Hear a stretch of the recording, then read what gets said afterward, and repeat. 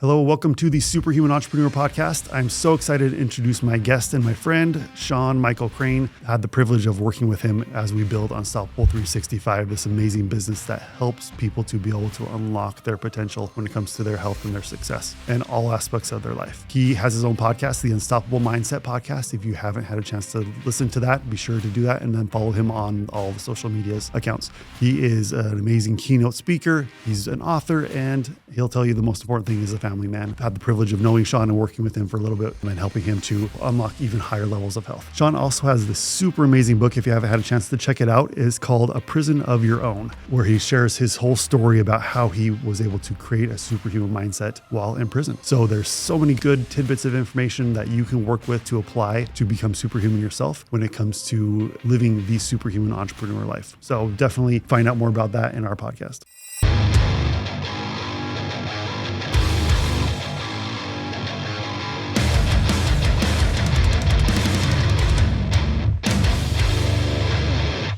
Hello and welcome to the Superhuman Entrepreneur Podcast. I'm here with the man, Sean Michael Crane. So we're going to dive in. My favorite question to start with, Sean, is what do you love about being an entrepreneur? I love not having to listen to anybody and doing it I want. It comes at it comes at a price though. When you have a boss and you have a company that you're working for, it's like a safety net, right? They protect you, they take care of you, but you got to do what they say when they say it. I don't have to answer to anybody, but that means I need to have more discipline, more belief in myself. Like there's nobody here that's going to take care of me. I got to do it, right? And I love that. I love that aspect of it. So, well, that's also really good to hear since now we're working together on Unstoppable 365 for this business, and technically I'm the CEO, so technically I'm your boss. So good to know that about you. So, but Yeah. my job is to let you run free and do what you do. So. Yeah, it works out well. I mean, I think the first initial phase of entrepreneurship is you got to really grind and put in the work on your own. Number one, you build this unwavering belief and confidence in yourself. You develop valuable skills. Like you need to go out on your own for a while and find out if you can make it or not. But then the next level is combining forces with like-minded people who are just as driven and skilled as you, because, synergy is 1 + 1 = 3. Right? So like me on my own, I'm going to get so far in life, but me and you, and then me and you and Whitney are all our team members. Like we're going to get exponentially further because iron sharpens iron. So that's where we're at now on the journey. But I've attempted to partner with people in the past and it didn't work because we didn't have the same values, the same mentality, the same vision of where we were going. And teaming up with you and our other business partners, it was perfect timing. It was, quote unquote, the perfect storm. So it's really exciting, man. I'm really fired up about it. Yeah, of course. Me too. That's why we're doing this. So there's so many things in there. I loved, we're here to help entrepreneurs become superhuman. And you mentioned there's skills. And so there's, of course, lots of categories of skills. There's sales, marketing, there's speaking, there's influencing. But what I love about you, Sean, and I've seen how you work with people, is you help kind of create an unstoppable mindset in people. And so I want to definitely dive into that, but I want to know, how did you develop this mindset? Kind of what's your story? I know your journeys has lots of twists and turns along the way. So, quick version, what's your journey? How'd you create this mindset? Yeah. So here's my book, Prison of Your Own. The first word, prison, right? Like that's what stands out to people. I wrote that book during COVID. It became a bestseller. I wrote it during COVID because I knew a lot of people were struggling with depression, anxiety, being locked up in their houses, the unknowns of what's happening. And most people realize in those moments how fragile their mentality was. Most people are very weak, not because they want to be, but they haven't been tested and strengthened through life experience. I have. At 23, I was facing life in prison for a crime I didn't commit. And it was like a nightmare that you couldn't escape from. And I felt like a victim and I felt hopeless. And I realized that I was either going to probably just crumble and die in that cell, or I was going to find a way to persevere. And so I had to change my mindset. I had to change my perspective in the way I looked at my situation in order to overcome that challenge. And what it taught me, man, is that in any set of circumstances, our interpretation and reaction is more effective and more important than what we're going through. And so in prison, rather than wasting away for 5.5 years. I used every second to my advantage to sharpen my mindset, my discipline, my health and fitness. I read so many books. I took college courses and I got 4 associate's degrees while I was incarcerated because I looked at it as an opportunity versus something that was happening to me and that was negative. And that's everything, man. It's the way that you look at life circumstances and talk to yourself about those events and how that affects your subsequent actions. Absolutely. That's like pure gold right there. Because so many times things happen, oh, it's the economy or it's the politics or all this, jumping into the entrepreneur side of things. And they think we entrepreneurs can fall victim to circumstances rather than, creating a business and a life that they love. And so how have you seen that? How have you been able to kind of transition or take what you've learned and that mindset you developed to be able to help other entrepreneurs to succeed? Yeah, I joke around all the time and I say prison was like the Harvard of entrepreneurship. Because entrepreneurship is full of ups and downs. There's a lot of stress, a lot of pressure. When people are in a slow month financially, that scarcity mindset can really plague them. And it tests your emotional control and self-control, And so prison for me was the best place to develop myself. Because if I could succeed in prison and thrive in that environment, I can thrive anywhere. You put me on Mars, and I'm going to find a way to survive. You know what I mean? Like, that's my mindset. So I always tell people personal development creates professional success. Because if you're going to this arena of entrepreneurship and business that's going to test you every which way, it's going to test your marriage, your sobriety, your mental health, your stress levels, then you need to develop a version of yourself that can withstand that pressure and persevere. And so every day, if you're working on developing your mindset, reading books, exercise, developing discipline with nutrition in your routines, you're stronger. You're becoming strengthened from within. Then when you get in those situations, you don't break and crumble. Like if I'm going to the gym and torturing myself every day through these routines I do, you think I'm going to let a slow week in business affect me, or whoever the president is, or what I'm seeing on the news? Like that stuff, it's not even relative to what I'm doing every day. So personal development is key. And I think a lot of business owners and entrepreneurs, they get so focused on their business and making money. And of course you need to, right? But they start neglecting themselves over time. And we see it all the time. Guys that are gaining weight, guys that are drinking too much, that carries over into their home life and their ability to be a good and present father and husband. And so I found that if they have daily personal routines that strengthen them and help them to become better versions of themselves, then they can win across the board. And that's the only way it's possible. If they don't have daily routines that are structured and consistent, they're never going to win across the board and they're never going to be successful. Yeah. I love how you explain that because really, what are you doing this for if you're not winning in all those areas? Like if your marriage is crumbling because you are making $1 million, is that even worth it? Right. And I know that's kind of the mindset you have on that as well. So let's talk, on that personal development. I know, and we've talked about this before, one of the first keystone things that we can help people to do is to take care of themselves physically.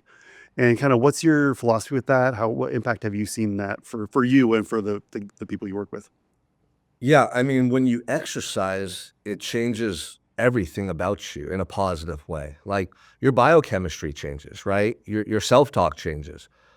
Your confidence level grows. So if you're consistently working out, you're going to feel better. You're going to feel happier. You're going to have more energy. And you're going to feel more proud of yourself because you're doing something that's challenging, but it's helping you to become a better version of who you are. That starts to carry over into all areas of life. I haven't found anything in life, not even close to exercise as far as the widespread benefits. I totally agree because Like there's nothing that even comes close, right? I mean, I could wake up in a bad mood with a headache, feeling all negative about life.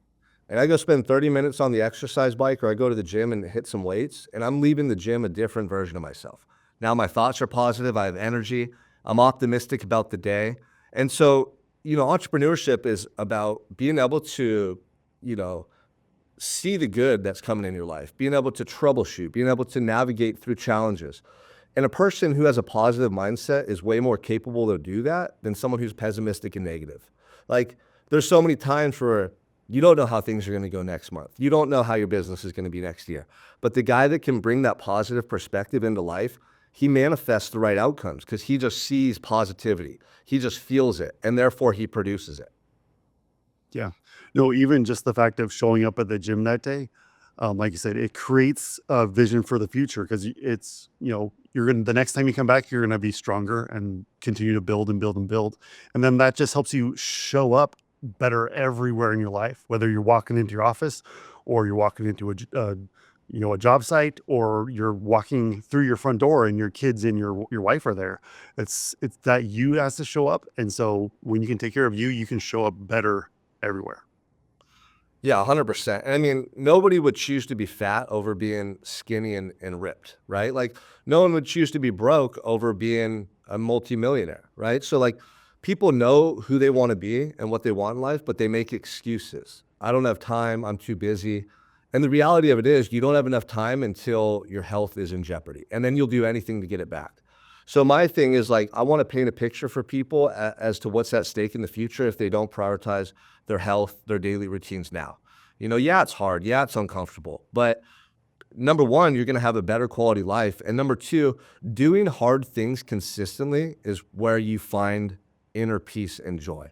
Because if you go to sleep at night and know that you did everything on your plate that you should have to be your best self, there's no better feeling in the world, man. You have more love for self, therefore you pass more love to your family.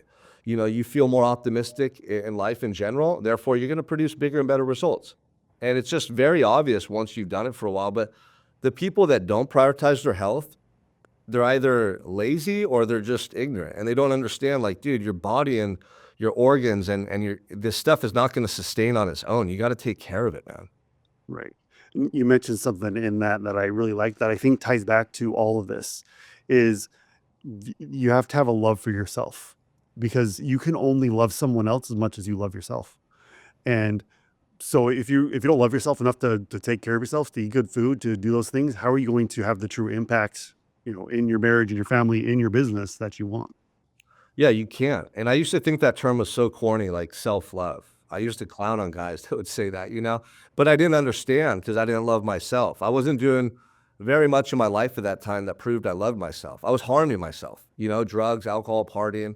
And once I understood it, like once I started working out and reading books and investing in my future self, I realized, wow, man, like I feel proud of who I'm becoming. I love myself. I'm going to take care of myself.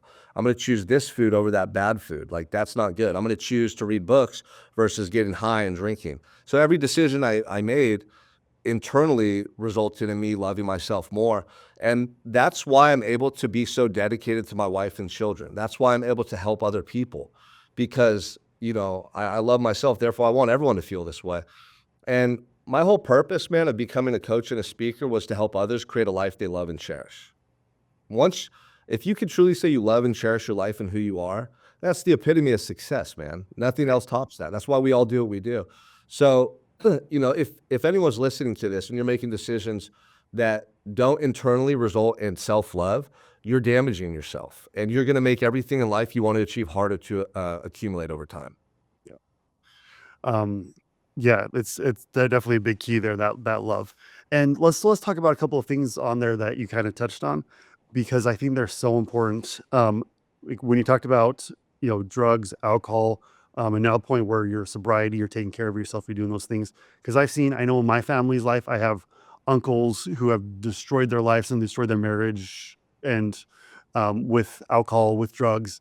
And I'm grateful that I had a dad that never did any of that, so I had a great example. So I never had to deal with those. But it's been a huge impact for my family on both sides of my family. And so I know you've had a journey with that. We've other, and it's a big factor for so many people.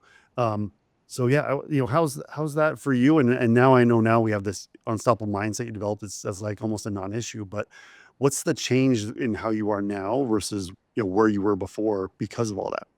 Yeah, I mean, I really feel like I reprogrammed my brain to the point where I'm not the same. Like if researchers and scientists could have taken an image of my brain pre and post prison, they would see much a different person, literally.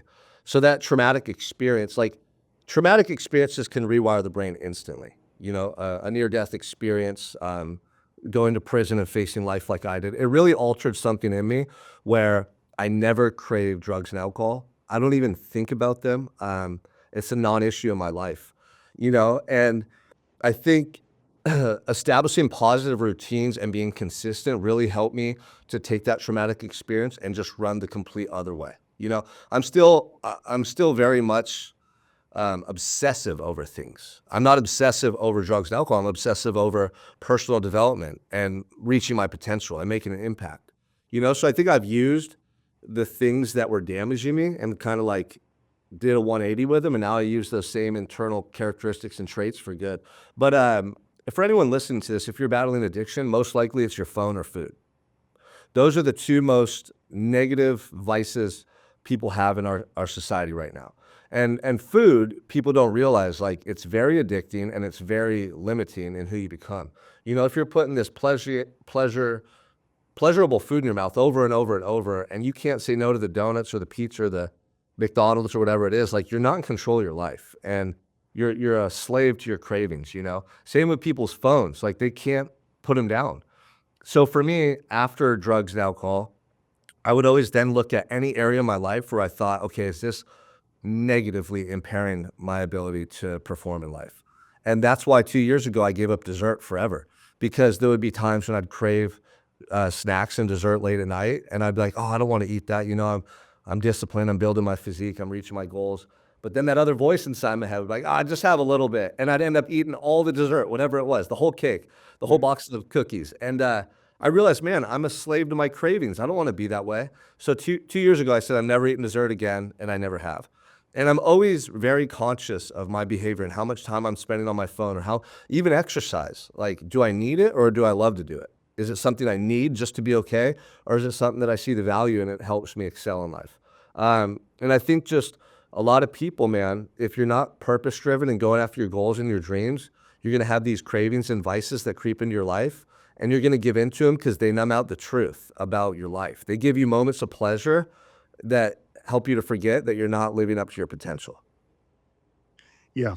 We can't sacrifice that long-term success for that short-term pleasure. It's never a recipe for the long-term success. So, Yeah, and it's hard for a lot of people, you know? I'm very thankful that I'm sober 12 years now to change my whole life. And I know a lot of people that didn't make it in my past. Both my parents, my uncle, multiple uncles, cousins, all died related to drugs and alcohol. So now my mission is even bigger, Dr. J. Like, I'm making the wrongs of the past right by the way I live today. And I'm honoring them in a way, because I know they wanted to be sober. They wanted to be their best selves, but they couldn't. They couldn't overcome those internal demons. So I'm honoring them and who I become and the impact that I have and the way I raise my children. And I want to just break that pattern in my family.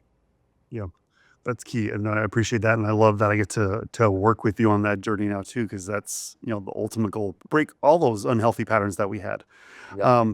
But then I do think I love something else you said in there that was really good, is you talked about those weaknesses that you had before now becoming your strengths. I think that's one of the amazing things about how our bodies and our minds and our spirits are meant to work, is that we have that ability to change and to, like you said, be a completely different person. Even physiologically, like, we could scan your brain and you would be different than you were before for all the right reasons. Yeah, it's incredible. I mean, I took like I tell people this all the time. When you have a negative vice and habit, we call it an addiction, and it has like this negative term to it. But when you focus on, let's say, making money, making impact, taking care of your family, exercise, now it's a healthy obsession. I'm so obsessed. And honestly, without obsession, you don't really reach a high level in life. Like, I'm obsessed over sculpting my physique. I'm obsessed over eating all the right foods. I'm obsessed over reading and attaining information and listening to podcasts and building relationships. But it's not like a negative thing. I just crave it so much because it makes me feel so alive. And I remember when I first started changing my life, I realized, wow, my growth is never going to be complete. Till the day I die, I can always keep learning and growing. And I love that feeling, like there's never an end to this journey, even, beyond this lifetime. But a lot of people get daunted by that. They go, oh my gosh, I have to keep doing this. No, you get to keep doing this. It's a way different mentality. Hey, Dr. J here. If you like what you're hearing on this podcast and like the information that we're providing, be sure to subscribe and leave a review and like the podcast, because it helps us to be able to expand our reach to find other entrepreneurs. Your support helps us to reach other entrepreneurs and help us to help them truly unlock their superhuman potential and make the world a better place. So I love that. I do. That's like, I go to church every week and I look around And not anything bad about the guys that are there, but half like, do they even care? They're just kind of like on cruise control for their life, just waiting to retire and waiting to die. And I'm like, this, we're here, learn about how to follow God and be our best selves. And they're all on their phones scrolling. Football season's starting, so they're all watching the scores go by. But that never-ending growth, I mean, for me, that's one of the purposes of life, and our full existence, even after this life, like you said, is never-ending growth and progress. So Yeah, 100%. It makes you wonder, like, is there a bigger agenda here? And we don't have to get into conspiracies right now, but like, you look at most of the population and they're just numb. yep. They're so numb. And I see it, with guys a little younger than me. At some point they check out and they give up. When you're younger, even in high school, hopefully if you're playing sports and you're going to college, you still have dreams and you still feel excited about what's possible in life. And then people face adversity or it's not as picture perfect as they imagined it. And they're like, oh, this is what life is. It's not what you thought it was going to be like as a kid. You see the dreams and hope just sucked out of them.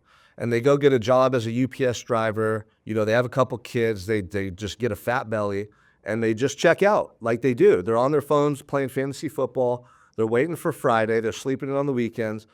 That would be the most miserable life ever. Like, that's why people have midlife crisis, because they realize, oh my gosh, my life's passing me by. What am I doing? And they get divorced and they move across the country and they shave their head. Like, dude, I don't know. Maybe it's the toxins we're taking in. Maybe it's a lot of factors. But that's my whole mission is I want to rattle people's cages. I want to wake them the F up. I want to get them to go, like, that's what prison did for me. I was on that path. I was just going to be numb and checked out. And prison was like the ultimate slap across the face. Like, hey man, your life is going to pass you by and you're not even doing anything close to what you wanted to do. And the thing that shocked me the most when I was incarcerated was like, I knew in my heart I was the guy that you've met, Dr. J, the person I am today. But the whole world knew me as my lesser self. The whole world knew me as Sean, who didn't achieve anything, who had some admirable qualities, but was not all in on life. And I hated that feeling, knowing that I had never given my all and shown people what I was capable of.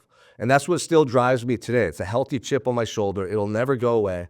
I'm going to keep striving to make an impact and inspire people through my actions as much as I can. Yeah. And I think that fits right into like what I would give the definition of a superhuman would be is someone who is maximizing their potential. And it's different for everyone. And just like 5 years from now, and for both of us, it's going to be very different than where we are today. So as long as we're maximizing potential today, we're going to have even bigger shoes to fill in a few years. So Yeah, the compounding effect's real, and like that's the thing I tell people who are just starting on their journey in business or they just got focused on their goals and they get like a little discouraged in that first year or two. Like, just keep going. It gets better as long as you don't quit and give up. And that's why I coined the term, the man who refuses to quit cannot be stopped, because you see that guy in year 3, year 5, year 10, and the magic just starts happening in their lives. Kind of like what's happening with us. We didn't plan this out, but there's bigger plans here and a bigger purpose for us as long as we have the faith and the courage to stay on track. right. All right, so I want to kind of go maybe a little bit different direction. Something that I really appreciated learning about you is building a healthy, happy marriage and raising kids. I've seen your social media posts with kids. You talk about your kids all the time.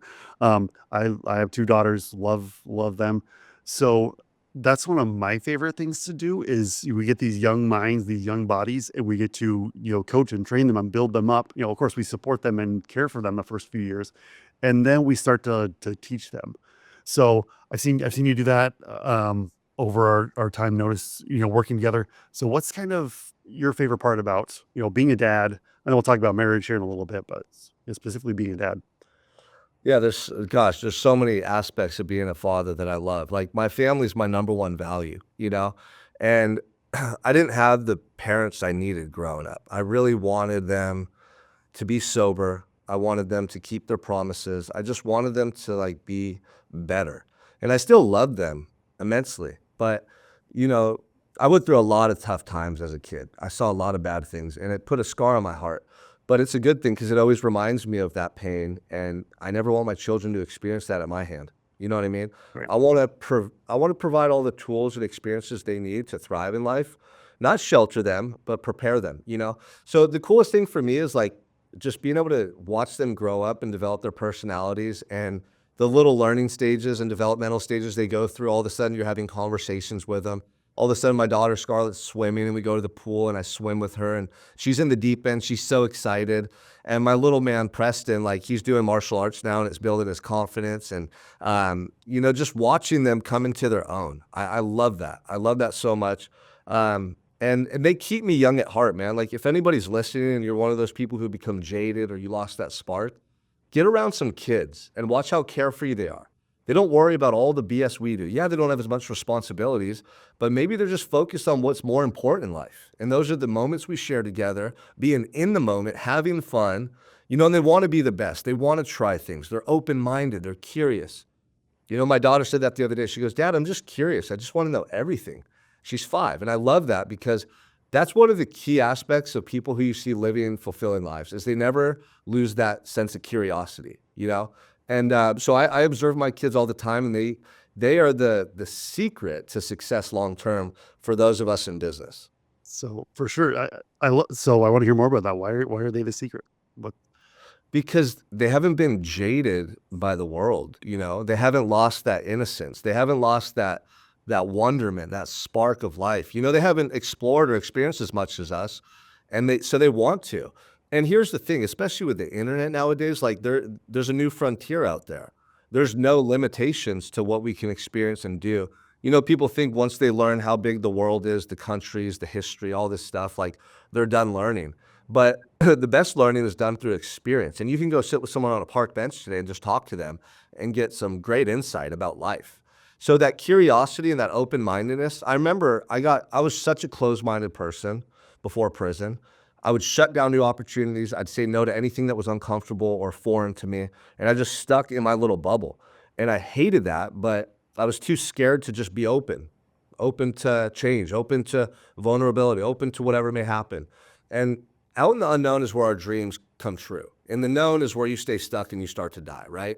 And so I think that aspect of being open-minded and willing to try things is so key to experience a fulfilling life. And kids have that. They want to go places. They're like, and dude, like the other day I was on a plane and I heard this kid and his dad walking in front of me, and we're getting off the plane and there's all these comfy seats, in front on first class. And the kid's all, Dad, why don't we like sit there? Like, look at all that leg room, man. We would have been so much more comfortable. And the dad goes, oh, we can't afford that. And he like just shut him down. And it's like, pay attention to what kids are saying. They don't have limitations. They don't have fears. Like they speak their mind. So for all those reasons, I love just being around my children and spending time with them. Yeah, no, their kids are so amazing. I was just reminded of last night, my 11-year-old daughter. So she was talking to my wife right before bed, and she said, and my mom and my wife said something to her like, "Oh, you're the best." And my daughter Ebony, she's like, "I know. I tell myself I'm the best every day." And I was like, dude, keep that going. Like, never give that up, especially like for girls like 11. She's in junior high, so just starting junior high. So those whole junior high school years can be really hard on girls, especially, and boys. And so I'm like, okay, we're doing something right. She's at least made it to 11. We just got to keep this going, this belief going. The other day, she's also got the sales all figured out. She's okay. You need to just, what's the value for you? What's the value for them? And make it happen. And so she's trying to convince me of all these things, just picking up on that entrepreneur spirit to be able to make things go. So I love that. I love that so much. But all right. And so then I do, and kind of from my perspective, I feel like raising kids together is one of the most amazing things about marriage. I know your wife is super amazing. You guys are on that journey together. So what's kind of your overall, I see lots of people, having different philosophies with marriage and different balance, but kind of how does being married and having an amazing wife like you do help you to be a better entrepreneur? Oh man. I mean, having the right woman by your side is a superpower, or partner, whether you're a man or a woman, you have a wife or a husband, like, m from day one, I'd always tell Jessica, my wife, "Baby, we're going to the top. Watch what I do." And when we got together, I was making $1,600 a month working as a personal trainer. I had a beat-up car that barely ran. I was renting a room at some house, and I had nothing to my name. But I had so much passion and so much conviction in where I was going and what I was gonna do that she believed me. And I've never proven her wrong. Any promise I made or anything I said I was gonna do, I've always done it. And she'll look at me sometimes and go, "You're crazy. You know, you say these things are going to happen. You're going to do this stuff. And it seems so outlandish. And next thing I know, you're doing it." And she's like, "You freaking amaze me." Right. So she's supported me so much. And then together we've built a life that is so invaluable. Like people want all this money and this stuff, but when you have a real connection with your wife and you raise children, and you guys are having these special moments where there's so much love, there's nothing that compares, you know? And so every step of the way, I've just always been honest with her, and I've always communicated to her what I want to accomplish and like why. And I shared with her about my past and what I come from. And so she knows how much I care about making an impact and reaching my potential in life and how much I care about others. And so she supports me 100%. I know a lot of guys. Here's the thing though, I come home and I'm focused. I come home and I'm present. I put just as much attention into her and our kids as I do my business and my fitness. Like a lot of guys don't, and they wonder why their wives don't support them. It's like, man, you're not dating her. You're not making her feel special. You're not showing her love, and that's something I realized, like those little bits and pieces on my journey when we had two kids back to back and I was really grinding. She would communicate a little bit to me that she kind of like felt lonely or she didn't want to get left behind. And I was always aware of that. I never wanted to be the guy that maybe had a bunch of success and money and stuff down the road, but then didn't have those really connected relationships at home or had done too much damage to repair those relationships. I never wanted to be the father that wasn't present or the husband who ended up in divorce because he neglected his family. So when I come home, it's the same mentality as like before I'm going to the gym to work out or before I'm getting on stage.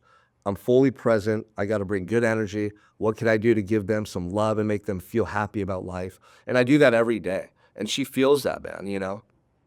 Yeah, no, that's key. And that just even ties back to what we started out with. When you have better energy, better health, you get to do that for all the hours of the day. You don't come home and crash as soon as you walk in the door, or you flip on the TV and just die on the couch because you just don't have energy. That's why health is so important. But yeah, and that's key, having that key partner in life. This life, I don't think, is meant to be a solo sport. It's meant to be a team sport. And that's just, yes, you have multiple layers on what that team looks like to be able to make goals happen. So, Yeah, I love that. That's a great way to put it. but, all right. So I've seen your skills in action multiple times. I know you have a lot of these great entrepreneur skills, but if we were going to dial in, Sean's number one superhuman entrepreneur skill, what would it be? I would, making you, brag about yourself a little bit here. Yeah. Well, there's so many. I mean, consistency is really important. Being able to show up day in and day out and do the work is so key. Whether it's a sunny day out, you're feeling positive, or it's a rainy day out and you're feeling sick and tired. I will not stop. I'm relentless, because like there's something inside of me that drives me that's, you know, it's inexorable, man. Like it doesn't turn off. I have to learn how to freaking quiet that noise inside of me and just be present and still in the moment when I'm with my family, honestly. But also, I got really good at building real connections with people via my messaging online. So, like marketing and sales, obviously, that's what builds a company. I don't do sales. I just tell people the truth and I help them make a decision based on who they want to be, not decision based on who they've been and what will keep them stuck. And then my marketing, I've gotten really good at communicating a message online that people feel. So I think a lot of individuals, online coaches, have trouble doing that. They're trying to sell people through their content versus just build a real connection and relationship. And so one thing I've always been focused on, man, is just being authentic and being transparent. And whatever I'm doing in my life, I'm sharing with others. If I'm getting mentorship, I'm talking about it. If I'm going to speak, if I'm working on a new business, if I'm taking supplements that Dr. J gave me that help me to feel amazing, like I'm going to be transparent and show people every step of the way what I'm doing to reach the top. So I look at it more as like social media is an avenue to reach more people and to bring them along the journey with you. Yeah. So I don't know if I gave you a clear-cut answer there. I think it's, honestly, the more I've developed myself, the better I've become in business. When I first started, I wasn't in as good a shape. I didn't have as much discipline. I wasn't as seasoned in my marriage or as a father. The more time that's passed and the more that I've just poured into my entire life, I've seen it carry over into business and entrepreneurship. For sure. I do. I think that's the kind of the summary that always seems to come out when I ask people that, because basically your success that you have is based on your growth. And so the more you can grow, the more you can expand, the more success you're gonna have, at home with your wife and kids, and in business and financially and impact and legacy, all those different things kind of come back to you. And Yeah, also and then here's be able to one. get that message out. Stress management. So, like, being able to withstand a lot of pressure and stress, whether it's financial stress, stress in your marriage. I can withstand a lot of freaking pressure and stress. And I've actually put myself through it over and over to get to this point, whether it's my daily personal routines or I've taken all the money out of my bank account many times and reinvested it into opportunities for the future. And most people wouldn't do that. They'd be terrified. But I just bet on myself over and over and over. So that stress management and like forging growth under pressure has been key to getting to this point as well. Yeah. I think right there, that back to what you said earlier, where why prison is the Harvard of entrepreneurship. It's because you went through years of stress, maybe a century worth of stress in that 5.5 years, right, that you were there. So that's that's key. Yeah, and you real quick, you wanna know the truth about that though? I felt those times in prison for long periods of time, if you could take that 5-year span and compare it to the last 5 years I've been out, and you could, like, measure my level of gratitude and spirituality and inner peace compared to this past 5 years, the 5 years in prison might have surpassed the last 5, which is crazy because I have the woman of my dreams, the family of my dreams, the career and purpose of my dreams. But it was because that environment was so adverse and so negative every day. I had to become more spiritual and more gratitude and search for more peace within just to get through an hour or a day in that environment. So it's interesting how that worked. It was like a paradox. But I'm always seeking to hold on to what I learned in there out here. I never want to lose sight of those lessons and that feeling. I never want to think that, oh, I'm just out here doing it, or be the guy that's chasing cars and watches, or, start putting out messages online for clickbait versus my truth and authenticity. So I always pull myself back to those moments in prison where I truly feel like God gave me the lessons of life. I feel like God said, this is everything you need to know and feel. Don't ever lose sight of it, and you're going to be fine. And so as long as I hold on to that and stay true to myself in that message, then things continuously get better and better. For sure. And that's, the reason why, that's why we're unstoppable. That's why we're doing all these things, because that's, why people are attracted to you, because of that authenticity that you have, and the never ending drive to be able to make that happen. So I know that's why I was like, oh, I'll talk to this Sean guy. Let's see what he's putting, what he's asking, or what he's talking about over here. So Yeah. all right. So as we wind up here and conclude, so what I'm just, is there like a quick story that's come to your mind, whether it was working with a client one on one or an event you were at, where you talked about, doubling down on yourself and betting on yourself? Share your experience with that, and because there's people that are going to be listening to this that are at all stages of their entrepreneur journey. Some of them are early, some of them are middle, some of them are late. You know, but no matter where you are on that journey, you have to bet on yourself. And so let's hear one of those success stories. Yeah. I mean, it started when I was doing personal training and I left that gym and started my own fitness company. And I had a handful of clients and like there was no sure thing. There was no promise that I was going to make it. And then I doubled my income and I quadrupled my clients. And then COVID shut the gyms down. I lost all my clients and revenue overnight. So then again, I went online and started telling my story and sharing my message and wrote my book and started an online coaching program. And then literally like 5x'd everything that year. So then from there, I was like building momentum and doing well, but I've always paid to get in the right rooms. I've always invested in coaches and mentors that I could learn from. Like I'm always wanting to be in rooms where I can learn and grow, whether that's a mastermind, whether that's a physical room like a conference. I mean, the first time I met Lance Bachman, who's an ultra successful business owner and entrepreneur, 9 figures, crushes it. He's on the East Coast. We did a FaceTime, someone like introduced us and I thought maybe he was interested in coaching, but he was kind of like vetting me. And he's like talking to me. He's like, well, why don't you come out here and spend a day with me? I want to see what you're about, man. And it was like Wednesday. And he's like, yeah, come out this weekend. I'm in California. He's in Philly, right? So I bought a plane ticket and flew through the night and showed up at Lance's place at like 10 a.m. And he had just started working out in his gym in his garage, in his basement. Went in there, crushed a workout with him, spent the whole day talking to him, getting to know each other. And then I literally went to the airport and flew back home that night, like a 12-hour thing. And he didn't even sign up with me as a client or nothing, right? But I was just with him recently. We're good friends now. We've done a lot of work since then. I'm speaking at his event in December. He's introduced me to a lot of people, right? And he goes, dude, you showed me so much about yourself when you flew out here out of pocket through the night. You spent the day with me, and then you told me, hey, I got to get back to the airport. I got to go home and get to my family. He's like, right then and there, I knew that not only did I like you and we had the same values, but when you left, I told my wife, that kid's going to be so successful. Watch what he does. It's because I've never let anything stop me. Not money, not time, not fear. Like, I will find a way to make it work. And so many people talk themselves out of what they really want because their initial thought is negative and they believe that negative thought.